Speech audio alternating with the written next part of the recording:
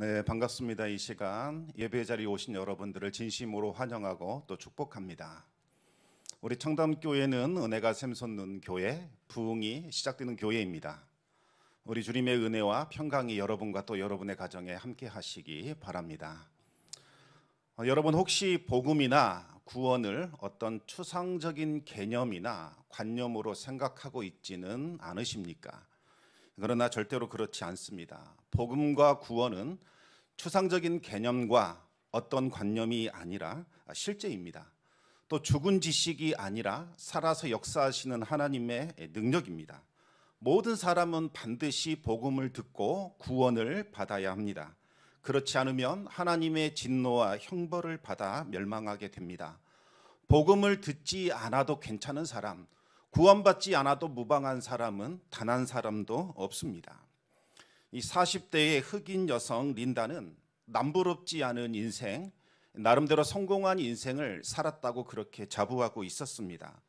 그녀는 미국의 번영, 또 서구 자본주의의 승리를 상징하는 뉴욕의 쌍둥이 빌딩에서 근무하고 있었습니다. 그 94층의 높은 곳에서 뉴욕 시내를 쫙 내려다보면 정말 마음이 뿌듯했습니다. 그래도 내 인생 참 성공적이구나. 견고하게 서 있는 이 쌍둥이 빌딩이 언제까지나 이 자신의 인생과 또 자신을 안전하게 보존해 줄 것만 같았습니다. 하지만 어느 날 갑자기 모든 것이 허무하게 무너져 내리는 사건이 발생하게 됩니다. 빈 라벤의 추종자들이 이 비행기 2대를 납치해서 이 쌍둥이 빌딩에 충돌한 겁니다. 영원할 것만 같았던 그 빌딩은 무참히 무너져 내렸고 그날 3,000명의 사람들이 허무하게 죽었습니다. 평화와 안전의 대명사였던 미국, 특히 뉴욕의 한복판에서 이와 같은 일이 일어나리라고는 그 누구도 예상하지 못했습니다. 갑자기 쿵 하면서 큰 폭발음이 들려더니 뭔가가 날아와서 린다의 이 오른쪽 어깨를 강타했습니다.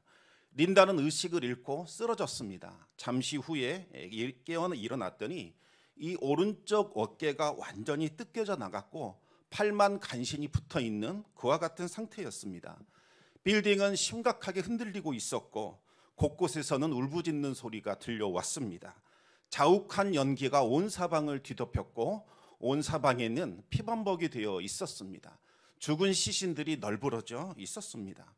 린다는 아픈 몸을 이끌고 간신히 비상구로 나왔는데 수많은 사람들이 계단에 몰려 말 그대로 아수라장이 되었습니다. 이 사람들을 뚫고서 1층으로 내려간다는 것은 불가능한 일이었습니다. 이 린다는 이제 마지막이라는 것을 직감하고는 자신의 영혼을 하나님께 맡겨야 한다는 생각을 하게 됩니다. 린다는 사람들이 없는 그곳에 자리를 잡고 앉아 큰 소리로 기도했습니다. 가장 먼저 그동안 지켜주신 하나님의 은혜에 감사하는 기도를 드렸습니다. 그리고 가족을 위해서 기도했습니다. 친구들, 또 교회 성도들, 이웃을 위한 기도를 드리게 됩니다. 그리고 부상을 입고 뛰어다니는 사람들, 바닥에 쓰러져 죽어가는 사람들을 위해서 기도했습니다. 한참 동안 눈물로 기도하고 있는데 누군가가 손을 내밀더니 함께 가자고 일으켜 세웠습니다. 쳐다보았더니 그녀의 얼굴과 몸 전체는 이미 피범벅이었습니다. 백악관에서 일하던 바로 제이콥슨이라는 여성이었습니다. 그녀는 심각한 부상을 입고 간신히 계단을 내려가고 있었는데 갑자기 어디선가 기도 소리가 들려왔습니다. 신앙인으로서 하나님께 부르짖는 기도를 도저히 외면할 수 없어서 찾아온 거지요. 린다는 저는 이제 여기가 끝인 것 같습니다. 포기하고 가라고 말했지만 제이콥스는 하나님이 우리와 함께 하십니다. 그렇게 격려하면서 포기하지 말자고 일으켜 세웁니다. 두 사람은 서로를 부축하면서 계단을 내려갔습니다. 계단을 내려가는 동안 그들은 찬송을 불렀습니다. 나 같은 죄인 살리신 이 찬송을 부르며 내려가고 있었더니 아수라정이었던 계단에서 어디선가 들려오는 그 찬송 소리를 들은 사람들도 침착해지면서 그 찬송을 따라 부르기 시작을 했습니다. 그들은 하나님이 주신 힘으로 64층까지 내려올 수 있었고 그곳에서 구조대를 만나게 됩니다. 구조대원들은 그들을 보고서 깜짝 놀랐습니다. 린다의 오른쪽 어깨는 완전히 뜯겨져 나갔고 팔만 어깨에 붙어있는 상태였습니다. 또 제이콥슨이라는 여성은 45cm나 되는 이 쇠조각이 이미 목 뒤를 뚫고서 왼쪽 뇌를 관통한 상태였습니다. 머리카락은 다 불에 타버렸고 귀는 움푹 패였고 눈과 코와 입술은 찢겨져 있는 상태였지요. 더 이상 살아있는 것이 불가능할 정도로 수많은 피를 흘린 상태였습니다. 이와 같은 상태로 30층을 내려왔다는 것은 말 그대로 기적이었습니다. 여러분, 이 린다와 제이콥슨의 이야기는 우리와 관계없는 어떤 누군가의 이야기가 아니라 바로 우리 자신들의 이야기입니다. 우리는 뜻하지 않은 사고나 사건을 만날 수 있습니다. 극심한 질병으로 아무것도 하지 못한 채 누워 있을 수만 있을 때도 있습니다. 또 가까운 사람의 죽음을 맞이할 수도 있고 우리 자신이 죽음의 순간에 처할 수도 있습니다. 바로 그때가 되면 지금까지 우리가 중요하게 여겼던 모든 것들이 무용지물이라는 것을 알게 됩니다. 그리고 이 세상이 전부가 아니라는 것도 알게 됩니다. 그제야 우리를 구원해 줄 수 있는 구원자를 찾게 되는 거죠. 이 성경은 우리를 구원할 수 있는 그 구원자에 대해서 기록하고 있는 책입니다. 구약 성경은 장차 오실 메시아를 예언한 책이고 신약 성경은 그 예언을 따라 메시아가 오셔서 구약에 있는 모든 약속된 것들을 성취한 것에 대해서 기록해 놓은 책입니다. 그래서 구약 성경은 오실 메시아, 신약 성경은 오신 메시아를 기록하고 있다고 그렇게 말을 합니다. 그런데 여러분, 이 신약 구약 성경 전체 중에서 아주 신비하고 특별한 책이 있는데 그 책은 바로 이사야서입니다. 여러분께 간단한 질문 하나 드리겠습니다. 성경은 모두 몇 권일까요? 네, 잘 아시죠? 66권입니다. 그러면 여러분, 이사야는 모두 몇 장일까요? 바로 66장으로 되어 있습니다. 그뿐만이 아닙니다. 구약은 39권, 신약은 27권입니다. 그런데 이 구약은 책망과 심판을 말하고 있고 신약은 은혜와 용서를 말하고 있습니다. 이사야도 같은 구조로 되어 있습니다. 1장부터 39장까지 이 39개의 장은 책망과 심판을 말하고 있고 나머지 이 40장부터 66장, 27개 장은 은혜와 용서를 말합니다. 그래서 이사야를 성경의 요약 혹은 구약의 복음서다 그렇게 말하는 거죠. 그런데 이사야 이 66장에서 가장 중요한 장, 특별한 장이 바로 우리가 읽었던 이사야 53장입니다. 왜냐하면 이 이사야 53장은 하나님께서 보내실 메시아, 그분이 어떤 분인가를 아주 구체적으로 예언하고 있기 때문입니다. 이사야 선지자는 예수님이 탄생하시기 전 700년 전 사람인데 그때 이사야를 기록했습니다. 하나님의 계시를 받아 700년 후에 오실 바로 그 메시아를 예언했던 겁니다. 그렇다면 메시아가 오기를 간절히 바라는 사람들, 그들은 마땅히 이사야 53장을 소중히 여기면서 그 책을 읽어야 합니다. 그래야 메시아가 오실 때에 이분이 메시아인지 아닌지를 분별할 수 있게 되는 거지요. 그런데 참 이상하게도 유대인들은 이사야 53장을 아주 싫어합니다. 유대인의 스승들인 랍비들은 이사야 53장을 금지된 장, 금지된 책으로 지정을 하고 회당에서 절대로 읽지 못하도록 금지시켰습니다. 그래서 지금도 유대인들은 성경을 쭉 읽어나가다가 이사야 53장이 가까워지면 건너뛰고 바로 54장을 읽습니다. 왜 그들은 그렇게 하는 걸까요? 그 이유는 이사야 53장이 말하고 있는 메시아, 그 모습은 유대인들이 기다리고 원하는 메시아의 모습이 아니기 때문입니다. 유대인들이 원하는 메시아의 모습은 모세와 다윗과 같은 그와 같은 메시아입니다. 모세는 어떤 사람입니까? 하나님의 권능으로 이스라엘을 해방시킨 위대한 하나님의 사람입니다. 모세는 10가지 이 심판, 재앙으로 애굽을 벌하였습니다. 그리고 홍해가 갈라지는 사건을 통하여 그 강력한 바로의 군대를 몰살시켰습니다. 그리고 하늘에서 내리는 만나와 메추라기로 40년간 이스라엘을 먹였고 또 반석에서 나오는 물로 이스라엘의 모든 갈증을 해결시켜주는 바로 그와 같은 사람입니다. 지금 유대인들은 로마 제국에 시달려 거의 종살이를 하는 것과 마찬가지입니다. 그들은 제발 모세와 같은 메시아가 다시 오셔서 조상들을 애굽에서 해방시켜 준 것처럼 자신들을 로마 제국으로부터 해방시켜 주기를 원했습니다. 그들은 모세가 죽기 직전에 하나님께서 자신과 같은 선지자들을 너희에게 보낼 것이다, 예언한 것을 기억하게 됩니다.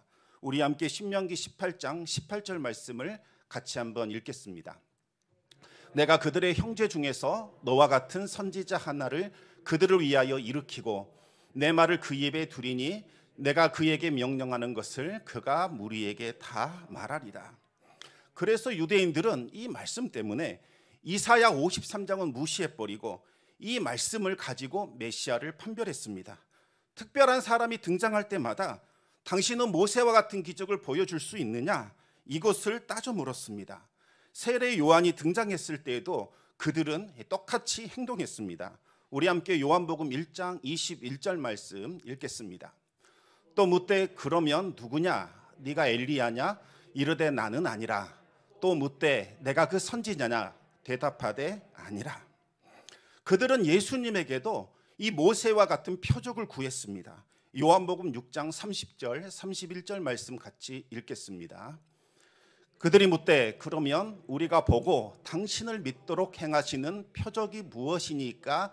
하시는 일이 무엇이니까? 기록된 바 하늘에서 그들에게 떡을 주어 먹게 하였다 함과 같이 우리 조상들은 광야에서 만나를 먹었나이다. 당신이 모세가 했던 것처럼 하늘에서 만나를 내리는 그와 같은 기적을 보여주면 메시아로 인정하겠습니다. 이렇게 말했던 거죠. 또한 유대인들은 다윗과 같은 메시아를 기다리고 있었습니다. 다윗이 통치하던 시대는 이스라엘 역사상 가장 부강하고 강력한 시대였습니다. 다윗은 아주 강한 군대를 가지고 주변 나라들을 정복했고 그들에게부터 조공을 받았습니다. 하나님은 다윗의 후손 가운데 메시아가 나타날 것이라고 약속하셨습니다. 이것은 메시아가 다윗의 왕권을 이어받아 영원히 통치하게 된다는 그런 의미였습니다. 그런데 유대인들은 이것을 달리 해석했습니다. 메시아가 오시면 그분이 로마 제국을 무너뜨리고 그들에게 조공을 받게 되어 이스라엘이 과거 다윗이 통치하던 시대와 같이 큰 부흥을 경험하게 될 것이다. 이렇게 해석을 했던 겁니다. 유대인들은 그래서 모세와 다윗을 서로 결합시킨 메시아, 그와 같은 메시아를 기다렸습니다. 모세처럼 하나님의 기적을 행하는 권능의 사람, 다윗처럼 이스라엘을 부강하게 만드는 통치자를 그들은 원했던 겁니다. 메시아가 오시면 이제 이스라엘은 모든 세계의 중심이 될 것이요, 왕의 보좌가 있는 예루살렘 성은 온 세계 위에서 가장 중요한 도성이 될 것이라고 믿었습니다. 그때가 되면 그동안 이스라엘을 업신여겼던 모든 이방 나라들을 심판을 받아 지옥불에 던져지는 그와 같은 일이 일어날 것이라고 그들은 기대했던 겁니다. 하지만 이사야 53장이 예언한 메시아는 유대인들이 기대하는 모습과는 너무나 달랐습니다. 고난받는 메시아, 심지어 범죄자로 취급받아 저주를 받아 죽게 되는 아주 이상하고 무기력한 메시아에 대해서 말씀하고 있습니다. 그런데 정말 놀랍게도 이사야 53장에 예언한 메시아의 모습은 바로 십자가에 달리신 예수님과 완전히 일치했습니다. 이것은 예수님이 바로 성경이 예언한 메시아라는 것을 증명합니다. 그래서 예수님을 메시아로 믿는 그리스도인들은 이사야 53장을 아주 중요하게 여깁니다. 오늘 장로님께서 기도해 주신 것처럼 이사야 53장의 말씀을 듣기만 해도 우리의 심령에 강한 감동과 은혜가 느껴집니다. 하지만 유대인들은 절대로 읽어서는 안 되는 금지된 책으로 그들은 간주했습니다. 그러면 정말 이사야 53장에 예언된 메시아의 그 모습이 십자가에 달리신 예수님과 일치하는지 우리 같이 말씀을 살펴보도록 하겠습니다. 우리 함께 이사야 53장 2절과 3절 말씀 같이 읽겠습니다. 그는 주 앞에서 자라나기를 연한 순 같고 마른 땅에서 나온 뿌리 같아서 고운 모양도 없고 풍채도 없은즉 우리가 보기에 흠모할 만한 아름다운 것이 없도다. 그는 멸시를 받아 사람들에게 버림받았으며 간고를 많이 겪었으며 질고를 아는 자라. 마치 사람들이 그에게서 얼굴을 가리는 것 같이 멸시를 당하였고 우리도 그를 귀히 여기지 아니하였도다. 하나님이 보내실 메시아는 인간적인 관점에서 볼 때에는 고운 모양도 없고 위엄도 없고 풍채도 없고 뭔가 좀 부러워하고 탐낼 만한 그와 같은 것이 없다는 겁니다. 실제로 예수님은 다윗과 같은 정치적인 권력도 없었고 모세와 같은 종교적인 권위도 없었습니다. 예수님을 따르던 사람들은 대부분 어부나 세리나 창기와 같은 비천한 사람들이었습니다. 유대인들이 믿고 따를 만한 그와 같은 모습은 전혀 없었던 겁니다. 계속해서 이사야 53장 4절 말씀 읽겠습니다. 그는 실로 우리의 질고를 지고 우리의 슬픔을 당하였거늘 우리는 생각하기를 그는 징벌을 받아 하나님께 맞으며 고난을 당한다 하였노라. 아멘. 하나님이 보내실 메시아는 이방 나라를 무너뜨려서 압제받고 있는 유대인들을 해방시키는 그와 같은 일을 하는 것이 아니라 택하신 백성들의 질고를 지고 그들의 슬픔을 당하는 그와 같은 일을 하신다는 말씀입니다. 무슨 말일까요? 여기에서 나오는 질고는 질병을 의미합니다. 슬픔은 온갖 괴로움과 고통을 뜻합니다. 여러분, 하나님을 대적하고 반역한 자들은 이미 죄의 저주를 받아서 사망이라는 질병 가운데 걸려 있는 상태입니다. 사망의 질병은 온 몸과 영혼을 병들어 썩게 하고 괴로움과 고통 가운데 신음하다가 죽어가게 만듭니다. 그런데 지금 모든 인간들이 이 사망의 질병에 걸려서 고통 가운데 신음하며 죽어가고 있다는 겁니다. 성공한 자도 마찬가지요, 실패한 자도 마찬가지입니다. 통치자도 그렇고 노예나 종들도 모두 다 사망의 질병에 걸려 죽어가고 있는 상태입니다. 그런데 메시아가 오시면 이 사망의 질병과 고통을 자신이 대신 짊어지셔서 이 질병에 걸린 자들을 구원해 주신다는 말씀입니다. 죄는 우리가 저질렀지만 그로 인한 이 사망의 질병과 고통을 메시아가 대신 받아주신다는 겁니다. 하지만 사람들은 그것을 깨닫지 못하고 마치 저 메시아가 뭔가 잘못해서 하나님께 맞으며 고통을 당하고 있다, 이렇게 생각한다는 겁니다. 그래서 메시아를 받아들이지 않을 것이다, 그렇게 말씀하고 있는 거지요. 계속해서 이사야 53장 5절 말씀 우리 같이 읽겠습니다. 그가 찔림은 우리의 허물 때문이요 그가 상함은 우리의 죄악 때문이라. 그가 징계를 받음으로 우리는 평화를 누리고 그가 채찍에 맞음으로 우리는 나음을 받았도다. 메시아 그분이 찔린 것은 우리의 허물 때문이고 그분이 상한 것은 우리의 죄악 때문입니다. 그런데 여러분, 여기서 찔림이라는 것은 이 가시나 바늘에 찔리는 가벼운 상처를 말하는 것이 아닙니다. 날카로운 도구를 가지고 살을 꿰뚫고 관통해서 구멍을 뚫어버리는 것, 이럴 때 사용하는 단어입니다. 또한 상함이라는 것은 약간 찢어진 이 상처를 말하는 것이 아니라 어떤 큰 바위 같은 곳으로 사람을 계속해서 찢고 또 눌러서 그의 살과 뼈를 완전히 부스러뜨리고 가루로 만들고 완전히 압착시켜서 멸절시키는 것, 이것을 가리킬 때 쓰는 단어입니다. 마치 이사야 선지자가 700년 후에 있을 예수님의 십자가 처형을 직접 눈으로 보면서 그 장면을 생생하게 묘사하고 있는 것처럼 느껴집니다. 예수님의 이 손과 발에는 큰 못이 박혀 구멍이 뚫리고 관통되어 피가 솟구쳐 흘렀습니다. 또 가시로 만든 그 관이 예수님의 머리를 깊이 눌려서 피부 깊숙이 박혔고 피가 흥건하게 흘러내렸습니다. 또 로마 군인의 예리한 창은 예수님의 옆구리를 찔러 물과 피를 쏟게 했던 거지요. 그런데 이 찔림을 당하고 상함을 입는다는 것은 단순히 고통받는다, 이런 의미가 아닙니다. 결국에는 죽게 된다는 그와 같은 의미입니다.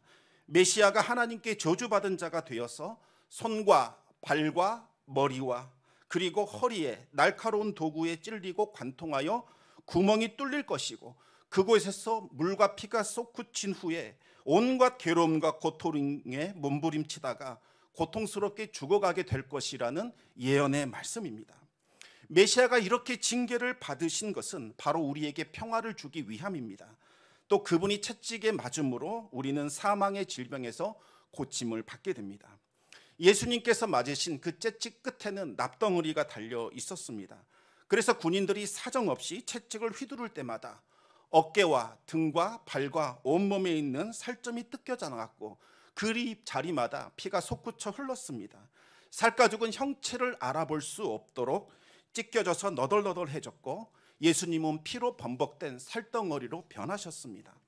메시아가 하나님께 징계를 받고 채찍에 맞으신 것은 바로 이 죄의 저주인 사망이라는 질병을 대신 짊어지면서 우리의 모든 것들을 치료하기 위한 겁니다. 하나님은 우리가 가지고 있는 이 사망의 질병을 예수님께 옮기셔서 우리를 살리고 예수님을 대신 죽게 하셨습니다. 그 일을 위하여 예수님을 이 땅에 보내신 겁니다. 예수님 바로 그분이 사망의 질병으로 죽어가는 우리들을 치료하는 치료제였던 셈입니다. 예수님은 그 사망의 질병과 저주를 대신 짊어지시고 하나님께 징계를 받고 채찍에 맞으심으로 우리를 치료하셨습니다.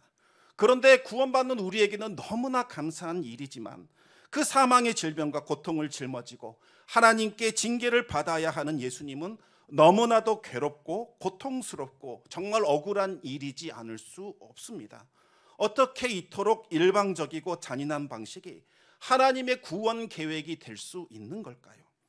하나님은 이미 구약 성경에서 어떻게 죄의 질병으로 인류를 구원할 것인지 우리에게 알려주셨습니다. 그것이 바로 구약 성경에 나오는 희생 제사입니다. 희생 제사라고 하는 것은 흠없는 어린 양의 죽음으로 죄의 질병을 치료하는 하나님의 구원 방법입니다. 하나님은 창세 전부터 하나님의 어린 양을 보내셔서 온 인류를 구원할 계획을 세우셨습니다. 하나님이 보내신 메시아는 다름 아닌 온 인류의 죄를 짊어지고 징계와 채찍에 맞아 죽임당하는 하나님의 어린 양 희생 제물이었던 겁니다. 우리 함께 이사야 53장 6절 말씀 같이 읽겠습니다. 우리는 다 양 같아서 그릇 행하여 각기 제 길로 갔거늘 여호와께서는 우리 모두의 죄악을 그에게 담당시키셨도다.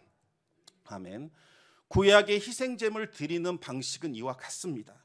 죄로 인하여 사망의 질병에 걸린 사람들은 흠없는 어린 양을 가지고 성막에 있는 문으로 가져와서 제사장에게 자신이 저지른 모든 죄를 고백하게 됩니다. 그리고 두 손을 어린 양의 머리 위에 얹게 되지요. 그러면 제사장이 그 사람을 축복하며 그 사람을 위하여 기도하게 됩니다. 그 순간 질병에 걸린 그 사람의 모든 죄가 흠없는 그 어린 양에게로 흘러가게 되고 그 어린 양은 이제 모든 죄를 뒤집어쓰고 저주덩어리, 죄덩어리로 변하게 됩니다. 그때 제사를 드리는 그 사람은 칼을 들어 이 죄덩어리가 된 어린 양을 죽이게 됩니다. 어린 양이 이 사망의 질병을 대신 지고 죽음으로써 나의 죄값을 대신 치러준 겁니다. 그리고는 그 어린 양이 흘린 피를 그릇에 담아 제사장에게 갖다 줍니다. 그러면 그 제사장은 피를 가지고 성소에 뿌려 하나님 앞에 죄를 사하는 이 피를 하나님께 보여드립니다. 이제 이 피가 뿌려짐으로써 어린 양이 짊어진 모든 죄들은 깨끗하게 사라지는 속죄의 역사가 일어나게 되는 거지요. 그 후에는 그 어린 양의 가죽을 벗기고 배를 가르고 창자를 꺼냅니다. 모든 부위에 각을 떠서 이제는 기름과 콩팥을 제사장에게 주면 제사장은 번제단에 가지고 와서 그것을 불사르게 됩니다. 그리고 남아있는 모든 고기 덩어리는 진영 바깥에 있는 재를 버리는 곳으로 가져가서 나무에 불을 붙여 나머지를 모두 불태우게 됩니다. 어린 양의 희생 제사를 통해서 죄인은 사망의 질병에서 벗어나 생명을 얻게 되고 이제는 죄인의 신분을 벗어버리고 하나님의 사랑을 받는 자녀의 신분을 회복하게 됩니다. 구약의 희생 제사는 장차 오실 메시아의 희생 제사에 대한 하나의 그림자에 불과했습니다. 예수님은 구약 성경이 미리 보여준 희생제물 바로 이 하나님의 어린 양이 되셔서 십자가에 달려 죽으셨습니다. 예수님께서 십자가에 달리신 순간 인류의 모든 죄가 예수님께 전가됩니다. 그 시대를 살고 있는 그 시대 사람들의 죄만 예수님께 전가된 것이 아니라 시대를 초월해서 과거와 현재와 미래의 모든 죄가 마치 블랙홀 안으로 빨려 들어가듯이 주님께로 흘러가는 그와 같은 일들이 일어나게 되었습니다. 그 순간 예수님은 죄덩어리, 저주덩어리로 변하셨습니다. 생명의 자리에 있었던 예수님, 이제는 우리가 있는 사망의 자리로 내려오셨고 하나님의 사랑을 받는 하나님의 자녀에서 이제는 하나님을 대적하는 죄인의 자리, 원수의 자리로 내려가게 되신 겁니다. 그 순간 하나님께서 갑자기 돌변하셨습니다. 예수님을 향하여 저주와 진노와 형벌을 쏟아 부으셨고 예수님의 몸과 영혼을 멸하셨습니다. 예수님은 단 한 번도 이와 같은 일을 겪어보지 못했습니다. 창세 전부터 예수님은 언제나 하나님의 사랑받는 아들이요 존귀한 자였습니다. 그러나 이제는 저주받은 자요 하나님의 진노와 형벌을 받는 존재가 되었습니다. 예수님은 십자가상에서 하늘을 향하여 처절하게 울부짖으셨습니다. 엘리 엘리 라마 사박다니, 나의 하나님 어찌하여 나를 버리시나이까. 하나님은 단순히 예수님을 외면하고 버리신 것이 아닙니다.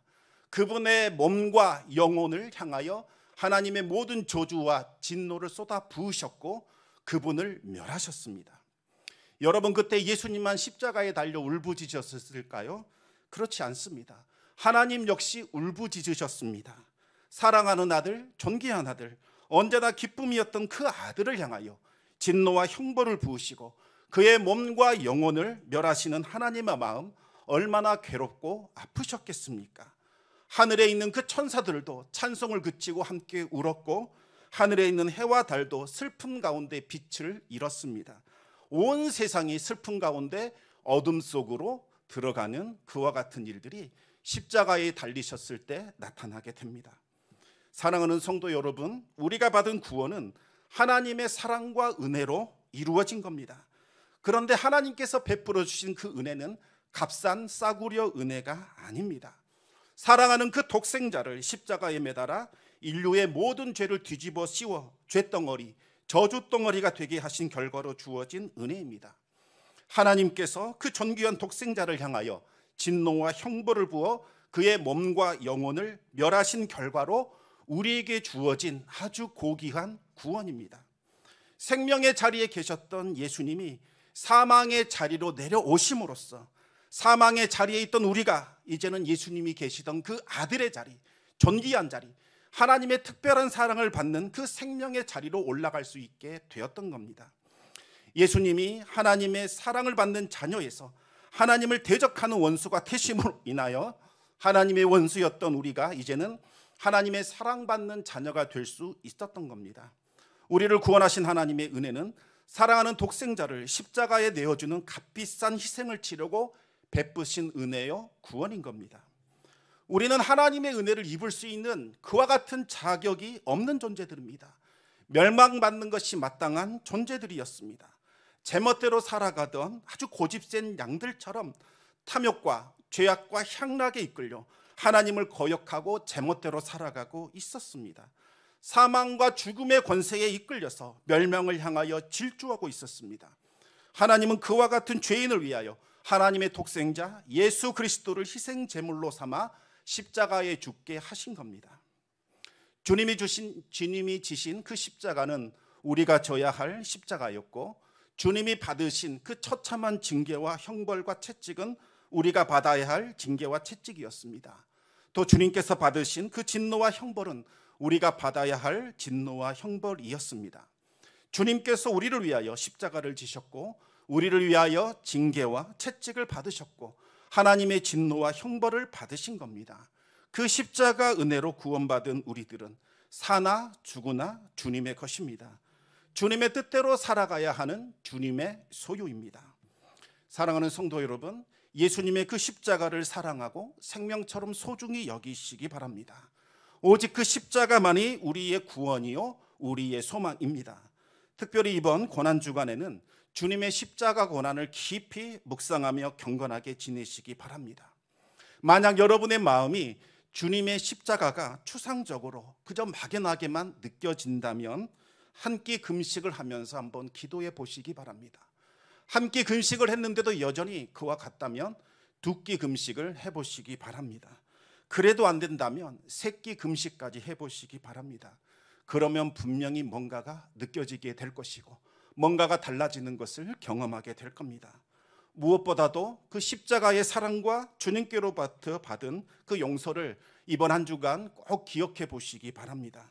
주님은 우리의 죄를 용서하셨고 우리를 값없이 있는 그대로 사랑해 주셨습니다. 그렇다면 우리들도 마땅히 다른 사람들을 용서하고 있는 그대로 그들을 사랑할 수 있어야 합니다. 용서할 수 있는 사람, 사랑할 수 있는 사람, 그 사람들을 사랑하고 용서하라는 말이 아닙니다. 도저히 용서할 수 없고 도저히 사랑할 수 없는 그 사람을 한번 용서하고 사랑해 보라는 이야기입니다. 만약 이것이 힘들다면 십자가를 붙들고 몸부림치며 기도해 보시기 바랍니다. 그래야 하나님이 주시는 사랑할 수 있는 힘, 용서할 수 있는 능력을 경험하게 될 겁니다. 여러분, 사랑과 용서를 실천함으로써 예수 그리스도의 십자가 은혜를 전달하는 십자가의 전달자로 살아갈 수 있기를 우리 주님의 이름으로 축원합니다. 기도하겠습니다. 아버지 하나님, 우리가 무엇이 간데 하나님께서 창세 전부터 우리를 택정하시고 아버지 하나님의 사랑하는 독생자, 늘 존귀하고 사랑하고 기쁨이고 자랑이었던 그를 십자가의 저주로 내려 보내시사 그를 죽게 하시고 우리를 하나님의 자녀 삼아 주셨는지요. 예수님을 내어 버림으로써 우리를 취하셨고 예수님을 죄인 되게 하심으로써 우리를 하나님의 사랑받는 자녀 되게 하셨습니다. 그 십자가를 사랑하게 하여 주시고 그 십자가를 생명처럼 소중히 여기게 하여 주시옵소서.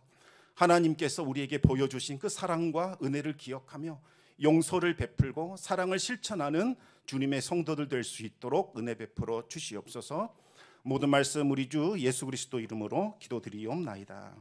아멘.